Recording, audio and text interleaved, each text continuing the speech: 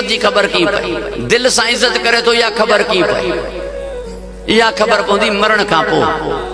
तडे ते केतरा नी वेठो, गम केतरो होस, अफसोस केतरो होस। पेरे नी दुआ घुरे हलियो वियो या टे डी ते वेठो, टीजे ते वेठो या 40 ते वेठो। पूरी तवज्जो जो तालिब है। एक खबर पौंदी तडे ते अफसोस में केतरो वेठो, बी खबर पौंदी औलाद सा की निभाए तो, औलाद सा की सलूक करे तो। याद आया से वे सारे छजे बकरियों पियो फसल में नड़े बार जो पोड़ा मानू बनी जे मामले में बहराड़ी वाला सख्त हुंदा, लठ खणी पहुंची वियो। नड़े के जी की बकरियों पियो फसल में, उन ते लठ उलारी, उन जो चाचा पियो मां भोजदो आयो मां पर थी वियो है। पोड़े ॻाल्हाइण मां थोड़ो कुछ महसूस कयो, कुछ भूल पवण लगस। चवण लगो कंहिंजो पुट रही, चई दीन मोहम्मद जो। पोड़े खणी लठ हेठ कई, चई तुंहिंजो बाबो मुंहिंजो दोस्त हो, उन जा टुकर पेट में आहिनि, उन जूं चङायूं आहिनि, उन जो मोह मारे थो।